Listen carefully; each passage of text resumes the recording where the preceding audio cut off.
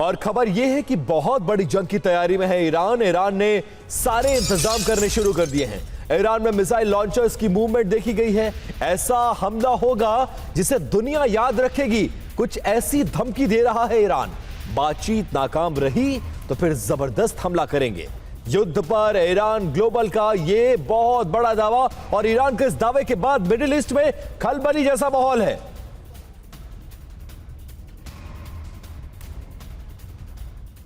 और पश्चिम एशिया से इस वक्त बड़ी खबर आ रही है। खबर क्या? UEM जयपुर एक आदर्श लक्ष्य है। भावी छात्रों के लिए अच्छी नौकरी, भविष्य के लिए तैयार कौशल के साथ अच्छी शिक्षा है। ईरान ने बंद कर दिया है अपना एयर स्पेस। ईरान के आसमान में एक भी प्लेन नजर नहीं आ रहा है। ईरान में सभी उड़ानों की एंट्री पर रोक लगा दी गई है, मार्च की तरह ही। फिलहाल एयर स्पेस बंद किया गया है। पेंटागन इस स्थिति पर नजर रख रहा है और इसको लेकर एक रिपोर्ट भी जारी की गई है। तो अमेरिकी और इजरायली हमलों के बावजूद ईरान की मिसाइल क्षमता बड़े पैमाने पर बरकरार है। अमेरिकी राष्ट्रपति डोनाल्ड ट्रंप ने ईरान की मिसाइल क्षमता का खत्म करने का दावा किया। खुफिया आकलन कुछ अलग ही कहानी बयां कर रहा है। तो आइए आपको इसी पर एक रिपोर्ट दिखाते हैं। सैकड़ों फीट गहरे बेस, पहाड़ों के नीचे ग्रेनाइट के चट्टाने, अभेद्य कवच बनी हुई है। वहां एक ऑटोमेटिक रेल नेटवर्क दौड़ता है। एक मिसाइल लॉन्च होती है, पीछे से दूसरी मिसाइल पटरी पर आगे बढ़ जाती है। बाहर जमीन पर धुआं और अंदर सुरंग में फिर से नए हमले की तैयारी।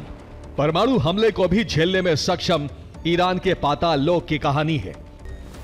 ईरान ने अब तक की जंग में जिस मिसाइल बेड़े का इस्तेमाल किया, वो दरअसल उसका महज एक पुराना और एक्सपायर्ड स्टॉक था। असली मारक क्षमता और तबाही का सामान तो ईरान ने अपनी अंडरग्राउंड मिसाइल सिटीज में छिपा कर रखा है। ये वो स्टॉक है जो साल 2025 में 12 दिन की जंग के बाद तैयार किया गया था। नए दौर की ये मिसाइलें अत्यधिक सटीक गाइडेड सिस्टम, हाइपरसोनिक स्पीड और एंटी जैमिंग तकनीक से लैस है।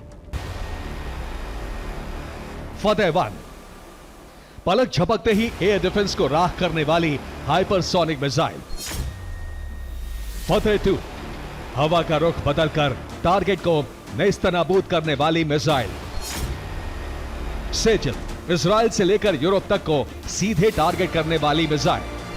खुर्रम शहर आयरन डोम एयर डिफेंस सिस्टम को चकमा देने में सक्षम missile.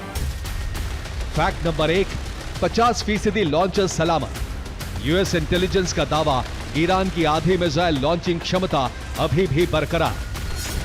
Fact number 2, missile reserve. ईरानी सेना के पास अभी भी क्रैडल में कई हजार बैलिस्टिक मिसाइलें सुरक्षित हैं। फैक्ट नंबर 3, पुरानी मिसाइलों का खेल। पिछले हमलों में इस्तेमाल हथियार 10 साल से भी ज्यादा पुराने थे, नए हथियारों की एंट्री बाकी।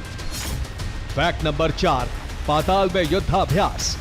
जमीन से सैकड़ों फीट नीचे बंकरों और अंडरग्राउंड टनल में चल रही ईरान की रिहर्सल।